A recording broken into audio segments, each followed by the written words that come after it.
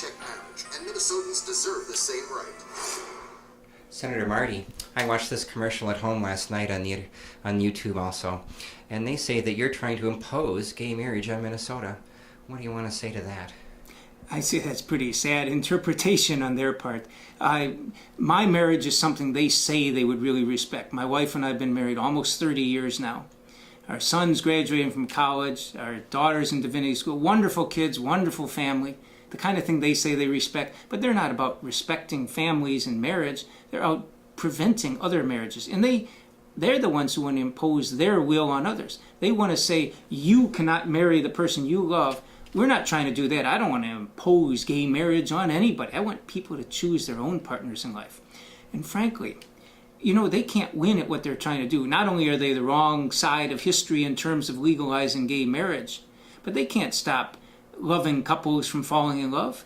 If two women fall in love with each other, they can't stop that. They can't stop them from making a lifelong commitment to each other. They can't stop them from raising children. They can't stop them from living their lives. The only thing they can do is prevent them from getting the legal recognition that everybody else gets and discriminate against them. And that's wrong. And that's why it's so outrageous what they're trying to do with their massive advertising buy. They're trying to raise fear. What is the role of government then with marriage and with the church? The role of government in marriage should be just to treat everybody fairly and equally. If people want to have a religious commitment in their church, in their faith tradition, that's wonderful. That's a religious belief. And I don't want to force those folks' churches to have to perform same-sex marriages. Nobody would. I just don't want them to have government block other churches from being able to perform the marriages they want to have. What government should do is treat everybody equally. Treat all faiths equally.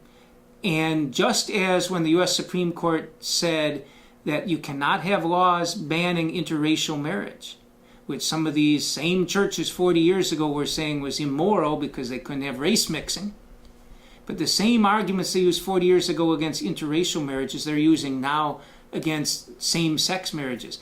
And the bottom line is nobody ever forced them to perform an interracial marriage. Many of them would now 40 years later.